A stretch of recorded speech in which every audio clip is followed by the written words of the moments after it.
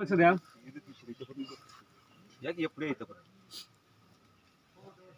या पुढे थोडंसं. थोडे इकडे लक्ष द्या.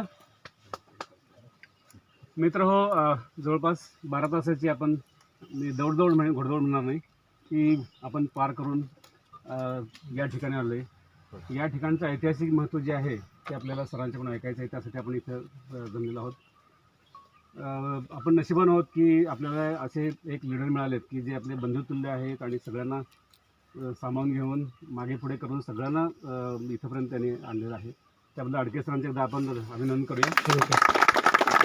आणि त्यांनी असंच आपल्याला इथून पुढे सुद्धा सपोर्ट द्यावा असं मी त्यांना सगळ्यांच्या वतीने मी आपल्याला सरांना विनंती करतोय. मित्र हो, की ज्या काळामध्ये ही घटना घडली, हे समर युद्ध इथे झालं आणि इथून त्या युद्धाला तोंड फुटलं असं सर सांगतायत, तर त्याचा इतिहास आपल्याला त्यांच्याच मुखातून ऐकायचा आहे. कारण इतरांनी कोणी ते सांगणं आणि सरांनी सांगणं याच्यामध्ये खूप अंतर आहे. तर मी डॉक्टर आडके सरांना विनंती करतो की आपलं आम्हाला सर्वांना ती माहिती सांगा. सगळ्यांचं पहिल्यांदा मनःपूर्वक अभिनंदन. जे इथपर्यंत आले, जे 2 पावलं चालले, जे 4 पावलं चालले आणि जे 8 पावलं चालले, पण जे पावलं चालले त्या प्रत्येकांचं मनःपूर्वक अभिनंदन. कारण गेली 40 वर्षांचा वाटसरू या वाटेवरचा मी आहे, वारकरी आहे. आणि मला आवडतं आपण जिथे फिरलो आणि जो इतिहास अनुभवला तो लोकांच्यापर्यंत पोहोचावा अशी अंतर्मनाची कोणती तरी ओढ असते. आणि अशा ओढीने आम्ही सगळे मंडळी फिरत असतो. माझं अभिनंदन करण्याची गरज नाही आहे. उपाध्यक्षांचे मी आभार मानतो. ते माझं कर्तव्य आहे की मी जे जे पाहिलं ते सगळ्यांच्यापर्यंत पोहोचावं अशी आमची मैत्री प्रतिष्ठानची धडपड असते. तुम्हा सगळ्यांचं पहिल्यांदा अभिनंदन एवढ्यासाठी करतो की गडकोट भटकंती करणं हा आजकाल एक फॅशनचा भाग झालेला आहे. अतिशय दमदार बूट, डिकॅथलॉनचे पॅन्ट्स, 7-8 हजाराचे बूट, हे सगळं इथे कुचकामी असतं. इथे फक्त तुमच्या मनाची धारणा आणि शरीराची क्षमता एवढीच फक्त चालते. का की सह्याद्री हा कुठल्या कृत्रिम साधनांना थाराच देतो. इथे अनवाणी सुद्धा आम्ही आलेलो आहे कधी कधी, आणि आमचे काही सहकारी अनवाणी सुद्धा येतात. हे एवढ्याचसाठी मी सांगितलं की ज्या वाटेवर आपण आज उभे आहोत, ज्या पांढरे पाण्याच्या ओढ्यावर आपण उभे आहोत, हा गेल्या 40 वर्षातला माझ्या अंतर्मनाचा एक अतिशय हळवा कल्प आहे. तुम्ही ज्या वाटेवर उभे आहात या वाटेला 1992 साली आम्ही अक्षरशः कुदळणखीन फावडं आणून मोकळं केलेलं आहे. इथेच आपण का आलेलो आहोत की मगाशी मी येता येता काही माणसांच्या मनामध्ये काही अतिशय प्रामाणिक शंका असतात. पावनखिंड तिकडे, मग आपण इकडे का आलो? पावनखिंडीमध्ये कसे लढले शिवाजी महाराज? आणि इतिहासाच्या पुस्तकात आपल्याला एक चित्र असतं की बाजीप्रभूंच्या हातामध्ये 2 पट्टे आहेत आणि जणू काही ते खिंडीच्या तोंडावर उभे आहेत आणि खालून येणारा जो शत्रू आहे त्या शत्रूला ते गारद करतायत. एक फळी येते, दुसरी फळी येते. हे जे चित्र आपल्या मनामध्ये इतिहासाच्या संकोचाचं उभं आहे ते घालवण्यासाठी आणि या युद्धाची वैश्विकता आणि विश्वव्यापकता, आकाशाला भिडणारं युद्ध आहे ते सांगण्यासाठी हा आमचा सगळा खटाटोप असतो. काय आहे? शिवाजी महाराज पन्हाळगडावर निघाले. आपण त्यांच्या पावलांवर पाऊल टाकून त्या पावलांच्या समोर नतमस्तक होऊन आपण काल निघालो. नेहमी म्हणतो की आपली ती योग्यता नाही आहे, तरी पण त्याच्या ओढीने आपण जात असतो. जाणून बुजून हौतात्म्य पत्करणारे श्री शिवाकाशीत जेव्हा वाडा नावाच्या इमारतीमध्ये त्यांना उभं केलं तेव्हा तो चिंब भिजलेला पण शिवाजी महाराजांचा जसा दिसणारा तो तेजपुंज माणूस त्या पालखीचा गोंडा धरून खाली उतरला आणि त्या सिद्धी जोहरचे डोळे आनंदाने भरून आले की अरे, जे अफजल खानाला जमलं नाही, जे आदिलशाहीला जमलं नाही, त्या शिवाजीला आज मी जिवंत पकडले. पण त्याचं अंतर्मन कुठेतरी सांगत होतं की इतक्या सहजासहजी शिवाजी नाही सापडू शकत. आणि त्यांची चौकशी व्हायला लागली की सगळ्या बाजूनी चौकशी. त्याच्या बाजूला 2 माणसं होती. एका माणसाचं नाव आहे रुस्तम ए जमान, की जो शहाजी राजांच्या बरोबर रणदुल्ला खानाच्या चाकरीमध्ये होता, आणि दुसऱ्या माणसाचं नाव आहे फाजल खान. ही 3 माणसं आहेत तिथे. यातल्या सिद्दी जोहरनं शिवाजी महाराजांना कधीच पाहिलेलं नव्हतं, त्यामुळे त्याला वाटलं शिवाजी महाराज. फाजल खानाला तर भीतीच बसली होती शिवाजी महाराजांची. पण रुस्तम ए जमानने मात्र बंगळूरच्या मुक्कामात शिवाजी महाराजांच्या वयाच्या 12व्या वर्षापर्यंत पाहिलं होतं. आणि तो माणूस या शिवाजी राजांच्या आजूबाजूला फिरतोय आणि त्याला काय वाटतं कोणास ठाऊक की आपण पकडलेले हे हा शिवाजी असू शकेल. आणि तो त्या सिद्धी जोहरच्या कानामध्ये हळूच कुजबुजतोय. काल आपण रात्री ज्यावेळेला निघालो त्याच्यानंतर आपण मसाई पठार ओलांडत त्यावेळचीच रात्री 11:30-12 नंतरची ही गोष्ट. सिद्धी ही असली शिवाजी नाही हो सकता, हा नाही खरा शिवाजी, असू शकत नाही. हे ऐकल्यानंतर त्या सिद्धी जोहरच्या तळपायाच्या मस्तकाला केवळ सापडला नसता तर बरं झालं असतं, पण सापडून तो शिवाजी नाही. आणि मग त्याने विचारलं की आखिर तुम हो कोण. आणि ते शिवाकाशीत म्हणतायत की सिद्धी, या सह्याद्रीच्या कडे कपाराने आणखीन पडत्या दाराने माझा राजा केव्हाच तुझ्या वेड्याच्या पार गेला. उधे गांबे उधे, राजांना उदंड आयुष्य आहे. आणि हे ऐकताच त्यांच्या तळपायाच्या मस्तकाला गेली आणि असंख्य तेगे, सुलतानी तेगे त्या शिवाकाशितांच्या अंगावर तुटून पडले. रक्ताचा थेंब न थेंब भूमीवर साचला. तो पडला पवित्र थेंब. पण पडताना मात्र शिवाकाशीत एका दांडीच्या आधाराने उभे कोसळले, पाठ नाही लावली मातीला. शिवाजी महाराजांचे कपडे त्यांच्या अंगात आहेत. जन्मले शिवाकाशीत म्हणून, पण मृत्यू पावले मात्र श्री शिवाजी महाराज. महाराष्ट्रातल्या नाभिक समाजालाच हे भाग्य आहे की शिवाजी महाराज म्हणून मरण्याचं. हे घडलं. जाणून बुजून मृत्यूला जाणारा हा योद्धा होता. आणि इकडे शिवाजी महाराज बाजीप्रभू देशपांडे, फुलाजीप्रभू देशपांडे, राजे बांदल यांच्यासह मसाईच्या पठाराच्या अंतरंगात चले. सेनेच्या अग्रभागी राहणारा सेनानी होता तो, साधा सेनानी नव्हता. ते असं म्हणाल नाहीत की मी सगळ्यात पाठीमागे राहतो आणि तुम्ही पुढे जाता. 600 मावळे मोजके बांदलांचे सैनिक आहेत त्याच्यामध्ये. आणि शिवाजी महाराज आपण ज्या मार्गाने आलो या मार्गाच्या संदर्भाने तारतम्याने विशाळगडाला म्हणजे उत्तरेकडून पश्चिमेकडे जाणारा जो मार्ग आहे, तुम्हाला असा प्रश्न पडला असेल की त्या 600च्या 600 माणसांना किंवा पन्हागडावर माहिती होतं काय शिवाजी महाराज विशाळगड चाललेत? कदापि हे नाही.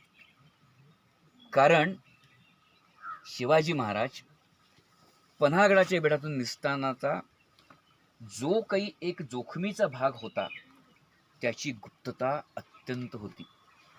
फक्त पन्हागडाच्या वेढ्यातून बाहेर पडायचं आणि त्याच्यासाठी 6000 शिबंदीपैकी फक्त 600 निवडक मावळ्यांना त्यांनी निवडलं होतं. आणि आपण ज्या फुटक्या नंदीच्या वाटेने आलो तिथे ते 600 मावळे उभे आहेत. मागच्या बाजूला राजदिंडीमध्ये. राजदिंडी हा एक दरवाजा असा आहे पन्हागडाचा की 3 दरवाजा, वाघ दरवाजा, त्याच्यानंतर 4 दरवाजा पूर्वेकडचा, या सगळ्या महाद्वारांच्या व्यतिरिक्त ऐन संकट समयामध्ये बाहेर पडणारा तो दरवाजा आहे. शिवाजी महाराजांच्या राजनीतीमध्ये असं आहे आज्ञापत्रामध्ये, किल्ल्यास दरवाजे असावे अयब थोर, राबते तेवढे जागते ठेवावेत, बाकी भिंतीत चिणून टाकावेत, संकट समयी पावतात. त्यातला तो दरवाजा आहे. त्या राजदिंडीपाशी जेव्हा हे 600 मावळे उभे आहेत ना, त्याच्यातलं किती जणांची पावलं पुन्हा आपल्या घराचं उंबरठं ओलांडली इतिहासाला माहिती. या सगळ्यांना एकच माहिती आहे की स्वराज्याचा सूर्य श्री शिवाजी महाराज त्यांना पन्हागडाच्या वेढ्यातून बाहेर काढायचे. आणि मग त्या 2 पालख्या निघाल्या. त्या निव्वळ शत्रूला हुल देण्यासाठी ती पालखी पाठीमागे गेली. मसाई पठार, कुंभारवाडी आणि हा जो सगळा आपण आत्ता आलेला जो भाग आहे, या सगळ्या भागाच्या संदर्भाने आपण आत्ता आलेल्या मार्गाने शिवाजी महाराज आले होते का असं नाही आहे. तो एक संदर्भाचा मार्ग आहे. या दिशेने ते आले. थोडे वरून असतील, थोडे खालून असतील, थोडे जंगलातून असतील, पण या मार्गाचं वैशिष्ट्य तुम्हाला माहिती आहे की डाव्या हाताला संपूर्ण मसाईचा कडा इथपर्यंत, आपण जिथे उभे राहिलो इथपर्यंत पश्चिमेच्या बाजूनी आपलं संरक्षण करण्यासाठी सातत्यानं सिद्ध होता. त्यामुळे पश्चिमेकडून आक्रमण करण्याची कोणतीही शक्यता नाही. सह्याद्रीच आपला सखा आहे, तोच पाठीराखा आणि तोच संरक्षक आहे. उजव्या हाताला पूर्वेच्या बाजूला वारणा नदीचं खोरं हे जवळजवळ देशावर म्हणजे मिरज प्रांतापर्यंत पसरलेलं आहे. तिथपर्यंत जाण्यासाठी 7-8 मैलांचं जंगल खाली उतरावं लागतं. त्यामुळे पूर्वेकडून धोका नाहीये. दक्षिणेकडून जर आलाच तर शत्रू आपल्या मागावर येऊ शकेल. आणि उत्तरेकडे तर आपण चाललेलो आहोत. त्यामुळे तिन्ही दिशांचा बंदोबस्त करून श्री शिवाजी महाराजांचे हेर सातत्याने 2 महिने 3 महिने प्रयत्न करतायत की पन्हाळगडावर कुठून वर चढता येईल आणि कुठून खाली उतरता येईल. आणि महादेव धनगर नावाचा त्यांचा जो गुप्तहेर खात्यातला बहिर्जी नाईकांच्या नंतर होता, त्याने सांगितलं की महाराज, पुसाटीच्या बेचक्यातून तुरुकवाडीच्या ओढ्यातून मसाईच्या अंगात शिरलं की आपण विशाळगडाच्या वाटेला लागतो.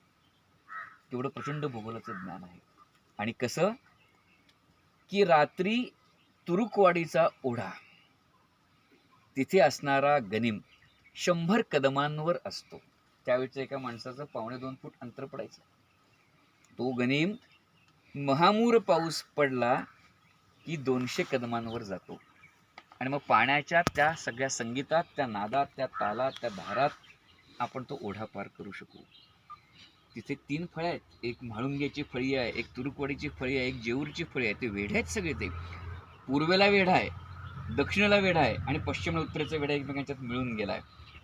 आणि मग तिथून श्री शिवाजी महाराज आपल्या मोजक्या 600 मावळ्यांच्यासह बाहेर पडले. रात्रभर चालतात माणसं. आपण बऱ्याच वेळेला विचारतो की शैलेंद्र म्हणतो तसं की सर पाण्याला तरी थांबा हो. का थांबायचं आपण पाण्याला? ते असं म्हणालं का की महाराज जरा पाणी पितो आणि मग पुढे येतो?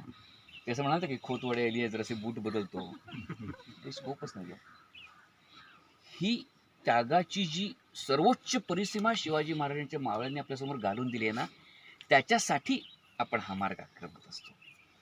वर्षातले 364 दिवस आपलेच असतात, पण हा एक दिवस त्यांच्यासाठी असतो. या मार्गाने ते येणार आहेत. आणि मग महाराजांना माहिती होतं की या म्हणजे साधारणपणे हीच वेळ, त्याच्या अधिक अर्धा तास तासभर असेल, 6:30-6:45ची वेळ की पांढरं फुटायला या ओढ्यामध्ये आपण असणार आहोत. हा मोठा ओढा आहे. सगळा आवाज येतोय तुम्हाला, पाण्याचा ओढा.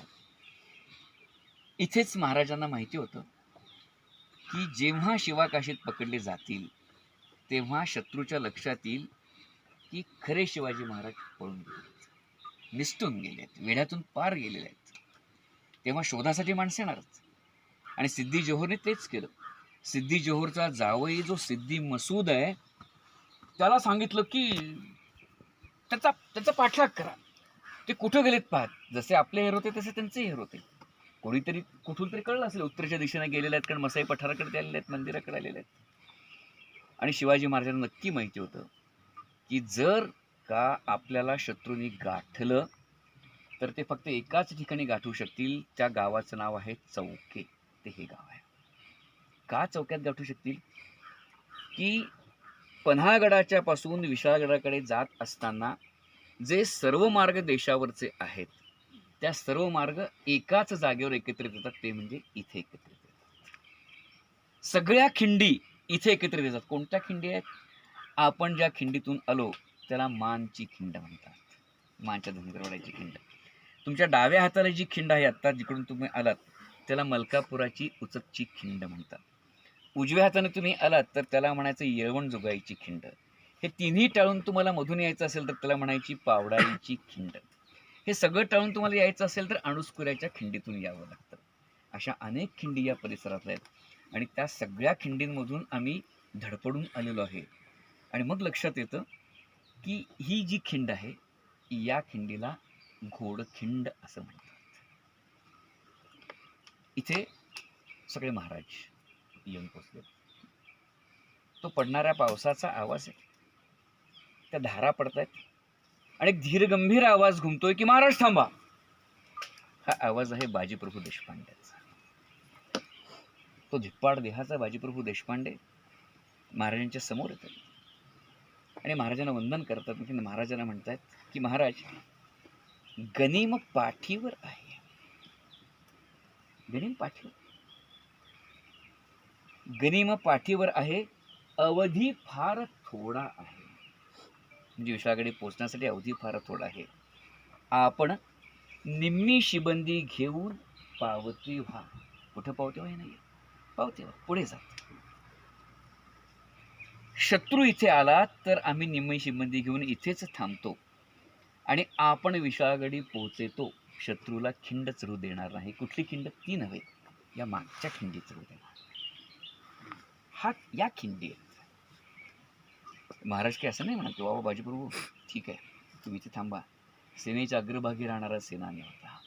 त्यांनी सांगितलं की बाजी, आपण लढू तर मिळूनच आणि जिंकू तर मिळूनच. महाराजांच्या शब्दकोशामध्ये मरू हा शब्दच नव्हता, हरू हा शब्दच नव्हता. महाराज ऐकत नाहीत.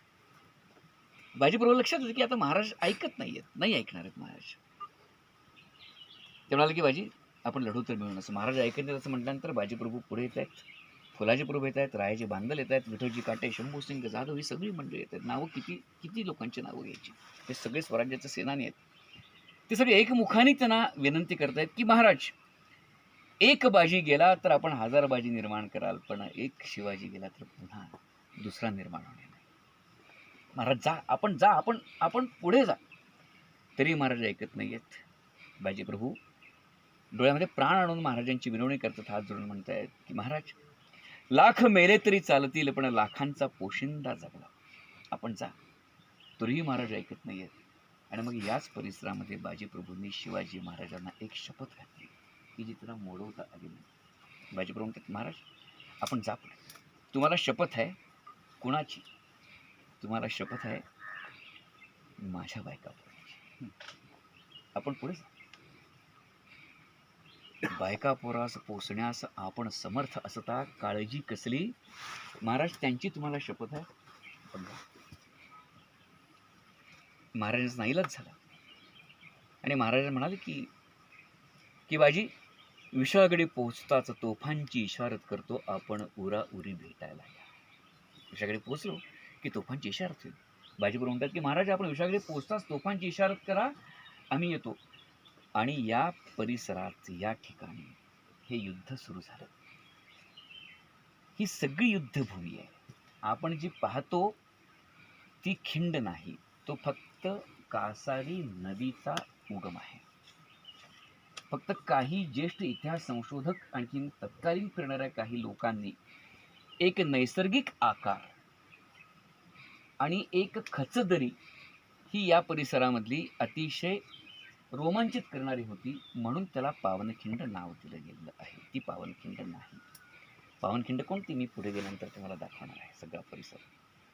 सकाळी लवकर सुरू झालेले युद्ध, हे युद्ध जिंकण्यासाठी नाही आहे, हे युद्ध हरण्यासाठी नाही आहे. फक्त युद्धाचं एकच ध्येय आहे, शिवाजी महाराज विशाळगडी पोहोचेपर्यंत मरायची परवानगी नाही. जिवंत राहणं आपल्या हातात नाही आहे, पण मरायची परवानगी नाही आहे. हे युद्ध तीरकामठ्याचं आहे, हे युद्ध गोफणीचं आहे, हे युद्ध विट्याचं आहे. विटा नावाचं एक शस्त्र असतं भाल्यासारखं.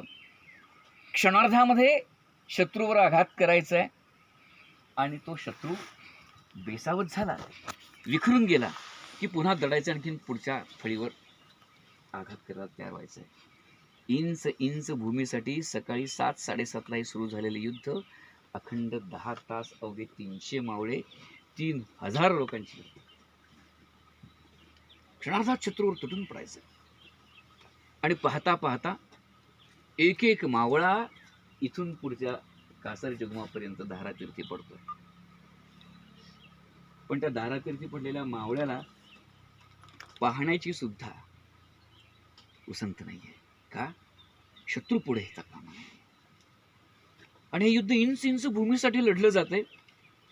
सिद्धी मसूद म्हणतोय की एक वेळ सह्याद्रीचे पहाड फोडता येतील, पण बाजी आणि त्यांच्या मावळ्यांची छाती कदापि फोडणं शक्य नाही. बाजीप्रभूंचे कान विशाळगडाकडे लागलेले आहेत. महाराज अजून पोचलेले नाही आहेत.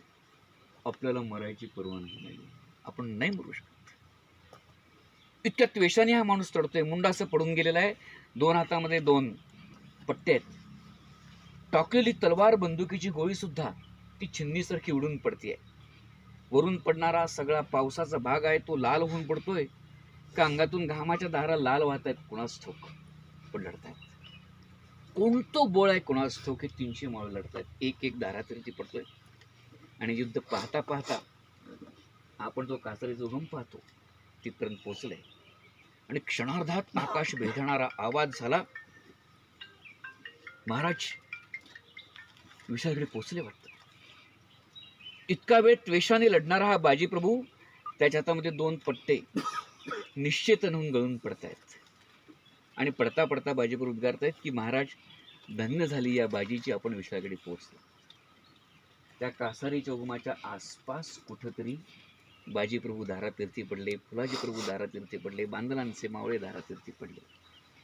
तो हा सगळा जिथून आपण या फरसबंदीवरून चालतो त्याला शिवाजीची वाट किंवा शिवाजी महाराजांची वाट असं म्हणतात. आणि मग पुढे पांढरे पाण्यापासून आज आपण जी पावनखिंड पाहतो, हा जवळजवळ 8 मैलाचा सगळा परिसर हा पावन परिसर आहे. ही खरी पावनखिंड आहे. ही पावनखिंड आहे. पावनखिंड म्हणजे एखादं बेचकं नाही आहे. महाराजांच्या कानावर ही गोष्ट गेली की आता बाजीप्रभू येऊ शकणार नाही. आणि महाराजांनी आज्ञा दिली, झुंजाराव पोरांच्या देहाची बिले आम्ही स्वहस्ते करणार आहोत. आणि सगळ्यांचे देह सन्मानाने विशाळगडाच्या पाताळ दऱ्यामध्ये नेलेत. तिथे त्यांची समाधी आहे. महाराज या सगळ्या बांदलांच्या मावळ्यांसह बाजीप्रभू फुलाजीप्रभूंच्या देहाच्या चितांसमोर उभे आहेत. त्या पडत्या पावसामध्ये त्या चिता आकाशाला भिडतायत. आणि महाराज उद्गारतायत की स्वातंत्र्याच्या सूर्या आता तरी शांत हो, अजून किती आहुती हव्यात. आणि ते बाजी फुलाजी आजही त्या विशाळगडाच्या पाताळ दऱ्यात चिरविश्रांती घेत आहेत. या संजीवन आत्म्यांना आदरांजली वाहण्यासाठी आपण प्रतिवर्षी ही मोजणी करू. इतकी आत्मीयता का? काहीही न मागता आपल्या सर्वस्वाचा त्याग करणारी माणसं महाराजांनी जमवली. त्यांना आपण काहीच देऊ शकत नाही, फक्त इतकंच की त्यांच्या मार्गावरून इथपर्यंत चालत येण्याचे कष्ट घेऊ शकतो. आणि म्हणून आपण इथे येतो. तो हा पावन परिसर आहे. गेली 40 वर्ष झाली, शेकडो वेळेला आलो, पण प्रत्येक वेळेला इतका भावनिक का होतो की याच्यातला एक अंश जरी आपल्यात आला तरी देखील आपण या मार्गावरून चालल्याचं आपल्याला समाधान नाही. हे एकच नाही, असे अनेक मावळे आहेत की यांची नावं तरी आपल्याला माहिती आहेत. बाजीप्रभूंचं माहिती आहे, फुलाजी प्रभू, बांधवांच्या एकही मावळ्याचं नाव आपल्याला माहिती नाही आहे. त्यांना कोण आदरात दिले, त्यांना कोण मानवंदना दिला, ते आपण देणार. आणि म्हणून रात्री येण्याचा खटाटोप हा निसर्ग पाहण्याचा खटाटोप नसतो.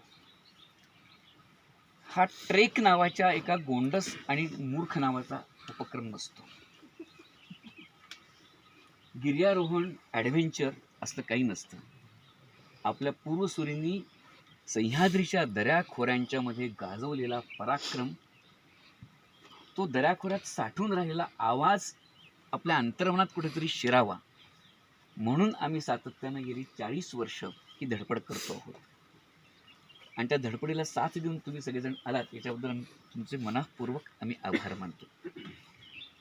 हे एवढ्यासाठी सांगतो की आपल्या मनामध्ये पावनखिंडीच्या मोहिमेत येताना एक चित्र असतो की ती गोंडस पावनखिंड पाणी पडते, लोक शिड्या लावून खाली उतरत आहेत, तिथे बाजीप्रभू उभे राहिले आणि येणाऱ्या माणसाला काहीतरी चापकासारखं मारलं, असं नाही आहे. 10 तास जीवाची बाजी लावून त्याच्या आधी 12 तास चालत येऊन रात्रीच्या अंधारात जो माणूस स्वराज्य निर्मात्यासाठी काहीही न मागता धारातीर्थी पडतो, त्याच्या स्मृतीचा सुगंध या परिसरामध्ये पसरलेला आहे. तो कणाकणाने गोळा करण्यासाठी आपण येतो. आणि म्हणून नेहमी आम्ही म्हणतो की इतकी मुठभर माती त्या कासरीच्या पाण्यात टाकली तर रंगेल बाजीच्या रक्ताचा, आणि त्या मातीला सुगंध येईल त्या सगळ्या मावळ्यांच्या रुधिराचा.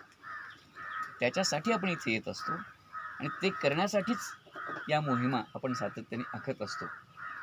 मग ते बाजीप्रभू असतील, तानाजी मालुसरे असतील, रामजी दत्तो असतील, रामजी पांगेरा असेल, सूर्याजी काकडे असेल, अशा सगळ्या मोहिमा आपण कराव्यात. कारण गडकोटांची भटकंती ही फक्त निरर्थक दगडांची भटकंती नसते. त्या दगडांमध्ये दडलेल्या आत्म्याला आपल्या आत्म्यामध्ये मिसळण्याची ती एक वेगळी शैली आणि भटकंती असते. हे ध्येय मनामध्ये धरून आपण हे करत असतो. या फरसबंद वाटेने खरं तर आपण डावीकडे खाली गेलो तर श्री शिवाजी महाराजांची एक विहीर आहे. तिथे आपण जाणार आहोत, आपण ती पाहणार आहोत. हा एक मौखिक इतिहास आहे. त्याचे पुरावे आजपर्यंत आम्हाला कुठेही सापडलेले नाहीत. पण महाराज 300 माळ घेऊन पुढे होत आहेत. एक म्हातारी आडवी येते, ती ओळखते ही आपली माणसं, त्यांच्या पाठीमागे कोणीतरी लागलेलं आहे. आणि ती थांबा थांबा थांबा अशी म्हणते. आणखी त्या काळची गोष्ट आहे, 350 वर्षांपूर्वीची गोष्ट. ती म्हणते की काय 4-2 भाकरी शिंकाळ्यामध्ये असतील, त्या भाकरी तुम्हाला देते. रात्रभर पळून पळून दमलायचं वाटतं, काय कोणाच्या पोटात जाईल तिथं तुम्ही भाकरी घ्या. आणि नेमकी ती महाराजांची कृती होती. महाराज राजगडी जातात. राजधानी राजगड होतं ना तेव्हा. पण त्यांच्या मनात ती माऊली, ती आई. कारण अफजल खानाच्या पारिपत्यासाठी महाराज बाहेर पडले. प्रतापगडाच्या त्या परिसरातून राजगडावरून बाहेर पडले. ते पुन्हा गेले नव्हते ना लोक घरी परत, इकडेच आले. आई भेटली नव्हती. आणि ते म्हणाले की त्या म्हातारीला शोधा, म्हटलं काहीतरी द्या. विशाळगडाचे किल्लेदार इकडे आले. पटापटा लोकांनी दारं बंद करून घेतलेत. कारण त्यावेळेला तरणाताठ्या माणसांना कुणी आदिलशाहीचे यायचे, कुणी निजामशाहीचे यायचे. निजामशाही तर संपलीच होती जवळजवळ त्यावेळेला. कुणी मोगलांचे यायचे आणि ती सैन्यात भरती करून घेऊन जायचे. ती म्हातारी म्हणाली की का आलायसा, त्या घोडेस्वाराला म्हणजे का आलायसा. म्हणजे म्हातारे, परवा त्या पळत जाणाऱ्या माणसासनी भाकरी कुणी दिली. तेवढे म्या दिली, का चुकलं का काय. नाही म्हणाला, मात्र चुकलं नाही तुझं. ज्याला भाकरी दिलीस तो शिवाजी राजा होता. ती म्हातारी उभ्या जागी थरथरायला लागली की माझ्या हातची भाकरी शिवाजी राजानं खाल्ली. शिवाजी महाराजांची कीर्ती ही थेट राजापुरापर्यंत पोहोचली होती. कोणीतरी असा एक उमदा माणूस प्रत्यक्ष मोगलांच्या विरोधात, आदिलशाही विरोधात उभा राहिला आहे. दिगंत कीर्ती प्राप्त झाली होती तोपर्यंत. महाराज तेव्हा महाराज नव्हते. पण का आलायसा. नाही म्हणाले, म्हातारे काहीतरी तुला द्यायला सांगितलं. आपण म्हटलं एखादा प्लॉट दे किंवा एखादा फ्लॅट दे किंवा काहीतरी सोनं नाणं दे. म्हातारे म्हणाले की नाही, मला महाराजाने माझ्या हातची भाकरी खाल्ली आहे ना, मला काही नको आहे. नाही म्हणाले, मात्र काहीतरी दिलं पाहिजे. मग ते म्हातारे म्हणाले की तुझ्या राजाला सांग, द्यायची असेल तर एकच गोष्ट दे. पडत्या पावसात, महामूर पावसामध्ये लेकीबाईंच्या डोळ्यातलं पाणी खळत नाही इतका पाऊस असतो. आणि उन्हाळ्यात वाहून गेलेल्या पाण्यानं अश्रूच्या थेंबा इतकं सुद्धा पाणी घरात नसतं. कुठं ओढ्याचं पाणी आणतात. राजाला सांग बांधून द्यायचं असतं की विहीर बांधून दे.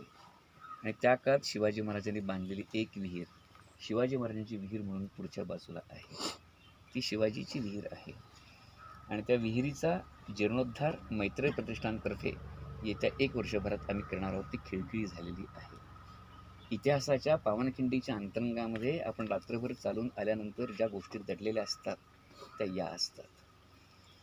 अशा अनेक दिग्गजांना मी या जागेवर जेव्हा घेऊन आलो ते खूप भावनाविवश झाले. त्यांची मी नावं सांगितली, भोसलेसाहेबांना, आणि सगळ्यांची नावं माहिती आहेत. ते म्हणाले की इतिहासाचे असे सुवर्णक्षण वेचण्यासाठी गडकोटांची भटकंती करायची. आणि हे ऐकलं की चिमण्यांनाही गरुडांचे पंख फुटतात आणि गवतालाही भाले फुटतात. खूप दिग्गज माणसं आहेत आणि त्या सगळ्यांना आजवर हे सगळं दाखवण्याचं भाग्य मला मिळालेलं आहे. आजही देशाचे जे सर्वोच्च सेनानी होते माझे नरवणे साहेब, त्यांना पुन्हा मला पन्हाळगड दाखवायला जायचं आहे. त्यामुळे आपल्याला इथून तो इतिहास सगळ्या पावनखिंडीतला इथून आपण आता शिवाजी महाराजांच्या वाटेवर जाऊ. तिथून ज्यांना वाहनात बसायचं आहे, वेळ न झालं तरी वाहनात बसा. पावनखिंडीपाशी जाऊ. पावनखिंड म्हणजे बाजीप्रभूंची समाधी नाही, ती प्रचलित पावनखिंड आहे. नेमकी पावनखिंड कोणती मी तिथून तुम्हाला दाखवेन. इथून जी सुरू होणार आहे ती मालईच्या धनगरवाड्याच्या मागच्या बाजूनी शाळेच्या उमापासून ती आतपर्यंत जाते. तो दिसते आपल्याला ती. आणि तिथे आपण धारातीर्थी पडलेल्या वीरांना नतमस्तक होऊन विनम्रपणे अभिवादन करू आणि मग आपापल्या घरी एक वेगळ्या उत्कट इतिहासाचा आणि निसर्गाचा आविष्कार घेऊन आपण परत जाऊ. तुम्हा सगळ्यांना मी खूप चालवलं, तुम्हा सगळ्यांना थोडासा रागावलो. तुम्हा सगळ्यांना असं वाटलं की या माणसाच्या नादी लागून कशाला आलो इकडं, त्याच्याबद्दल तुम्ही मला माफ करा. पण आज जी ऊर्जा भरून तुम्ही जाल ती ऊर्जा आयुष्यभर पुरणारी ऊर्जा आहे. आणि ही ऊर्जा देणं हे माझं कर्तव्य आहे. म्हणून मी सगळं सोडून कुणी शिवाजी महाराजांसाठी बोलवलं तर कधीही नाही म्हणत नाही. आणि म्हणून या मोहिमांचं आयोजन मैत्री प्रतिष्ठानतर्फे माझ्या सगळ्या सहकाऱ्यांच्या तर्फे करत असतो. आपण नंतर एक छोटासा कार्यक्रम करून काही लोकांचा पण सत्कार करणार आहोत. तर पुन्हा एकदा ही माती भाळी लावूया, कपाळी लावूया आणि एक वेगळं आत्मानुभूती आणि आत्मस्फूर्ती घेऊन आपण आपापल्या घरी परतूया. आपण आलो याच वाटेने परत जायचं. पुन्हा कोणाला चहा हवा असेल तर चहा घ्या, ज्यांना वाहनात बसायचं असेल तर तुम्ही वाहनात बसा. पण आपण आता थेट जी प्रचलित पावनखिंड आहे की ज्याची उत्सुकता प्रत्येकाला असते, आपण तिथे जाऊन पूजन करूया आणि मग आपण पुढे जाऊया. धन्यवाद.